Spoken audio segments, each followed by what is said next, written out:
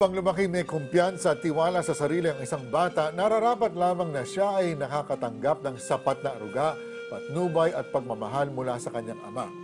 Hindi matatawaran ang malaking papel ng isang padre de pamilya sa pagiging mabuting ehemplo nito sa kanyang anak. Pero paano magkakaroon ng kumpiyansa ang tulad ni Joseph na iniwan ng ama sa murang edad? What's worse, while growing up, he heard stories spreading in their community about his father that greatly affected him. What could it be? We'll find out when the 700 Club Asia returns. Stay with us. Nakakamdaan mo siya yun? Talaga siya yun.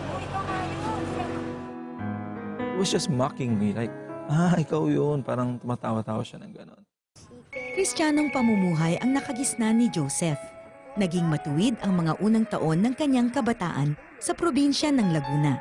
Subalit sa kanyang paglaki ay meron siyang napansin sa sarili. Kasi napapansin ko, hindi ako kamukha ng mga kapatid ko. Mas masyado siyang strict sa akin kumpara sa aking mga kapatid. Even though I have a family, parang merong kulang.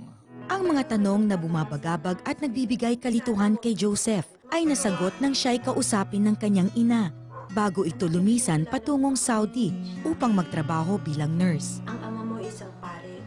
Ngayon ko lang nalaman. Kaya ba kilala ko ng mga tao sa labas? Kaya ba kahit sa jeep pinag-uusapan ako? I'm sorry, anak. I'm sorry. Bakit ngayon lang? Bakit ngayon lang? Dahil sa labag sa batas ng simbahang Katoliko ang ginawa ng ama ni Joseph, tinago ang ina sa Cebu, kung saan siya isinilang at nanirahan silang mag-ina. Makalipas ng ilang mga taon, ay bumalik din ng Laguna ang mag-ina. Naging usap-usapan na rin ang iskandalo sa kanilang lugar. Gulat ako sa pangyayari. At pare nga ang naging kanya naging kaswerte. Siyempre, usap-usapan yun.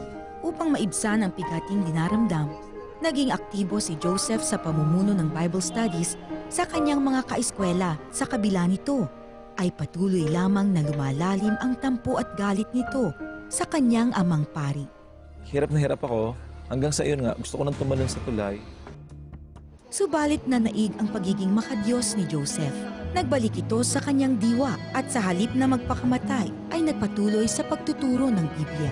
Ngunit hindi pa rin ito naging sapat upang tuluyang makawala sa galit sa paring hindi siya kinilalang anak. I believe birthday ko yon.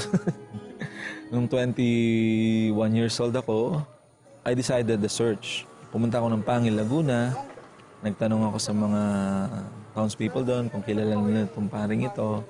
Tapos hanggang sa dinirect ako doon sa bahay. Then, nandun siya pero they hid me as mensahero ni Obispo. I thought I did forgive him nung una kami nag-meet nung 21 years old ako. I can remember binigyan pa niya ako ng 500 pesos noon para i-celebrate ko daw. Binigay ko sa kanya yung, sabi ko, nasa LB lang ako, pwede niyo ako hanapin. Then, months passed by, walang bumibisita. I was expecting, wala. Pag may nakita kong pare, gusto ko suntukin. There was a Christmas break. I decided, I want to go to his town and visit him. Punta ko doon, wala siya, wala yung aunt ko nakakaalam ng kwento. That night, I was just crying. Sabi ko, kasi yung tatay ko, wala akong tatay. Yung tatay na kanagising ako, nasa Saudi. Kasi yung tatay na dapat nandito, wala siya. That's when I realized, you know what, I haven't forgiven this man yet. As nalala ko, nung kinasal ako noong 2002, nabalitaan ko doon sa isang aunt ko, yung biological dad ko, nag-adapt pala siya after ko.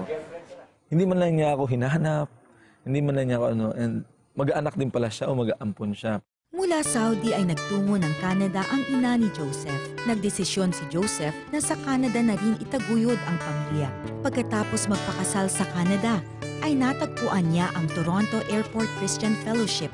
The powerful thing is, pagkatapos nun, I got engaged in that small group, then the leader embraced me and said, "Your daddy is saying, you are my beloved son in whom I am well pleased." I can fully say that I released that forgiveness. Nasa Pilipinas si Joseph nang amin siyang ma-interview at nakatakda na ang kanyang muling pagbalik sa Canada kasama ang asawa. Kaya naman naisip ni Joseph na puntahan ang amang pari bago ito lumisan. Pagkatapos ng 2 oras na biyahe, narating na namin ang bahay ng ama ni Joseph.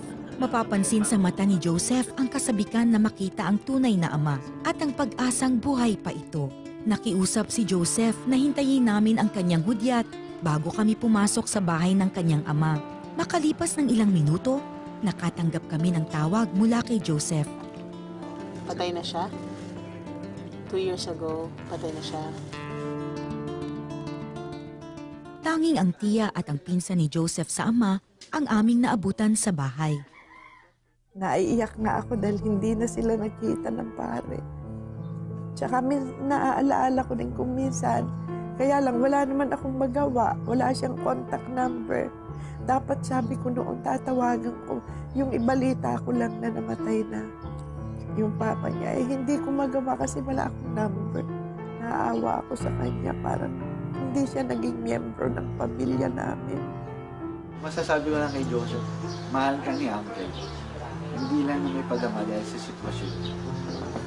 Kung may babalik ko lang yung time, sayang. Bilang tanda ng pagpapatawad ni Joseph sa kanyang ama, pinagdasal ni Joseph ang kanyang tiyang matagal nang sumasakit ang tuhod. Pinagdasal din ni Joseph ang pinsan at ang pamilya nito. Natapos ang matagumpay na araw nang aming bisitahin ang puntod ng ama ni Joseph. Forgiveness is never easy, but it's not impossible. It's a process. It's a process until it becomes a revelation to you. Napakasakit ng kwento yan, Oo Kabila. nga. No? I mean- Pero tama yung sinabi ni Joseph. Talagang it's a process. It's a decision, really. It is a begins with the decision, decision. yes. At kailangan natin gawin yung desisyon na yun. Dahil lang, sabi ng Panginoon, kung hindi natin patawarin yung mga nagkasala sa atin, Yes. hindi rin tayo papatawarin. And you know what? It's possible, no? Tingnan mo yung life ni Joseph, no? You can be a Christian. You can be a Christian. You can be serving the Lord in a church. And yet, be harboring unforgiveness. Yes, yes. You know what? That unforgiveness, that will really, kumbaga, sa ministry, no, that will really stop you from really soaring in your ministry. And you know, maybe even some people are watching right now, no, and they have unforgiveness towards their fathers. You know, it's, you know, let's admit it. There are so many fathers who are absent, That's right. who neglect their children, who are so harsh, diba? Or yung overseas, nasa labas ng bansa. O nasa ibang bansa, you know, Absentee and it's so hard, no? You harbor that bitterness, but you really have to release that Mahalaga. unforgiveness. Kung hindi, you will not be free. Ikaw yung chained, ikaw yung Correct, affected, correct. diba? Ang nakita ko rin sa tulad ng kinakwento mo, yung nangyari kay Joseph sa buhay niya, even though he was a Christian, natukso pa rin siya na magpakamatay. Yes, But as a wow. Christian, you don't have to say yes to the temptation. You That's can right. now say no. And thank God that he did not pursue that, because now he's a blessing to so many people. Yes, and now, even if his father has passed away, that decision to forgive his father is Yes. still a big thing. And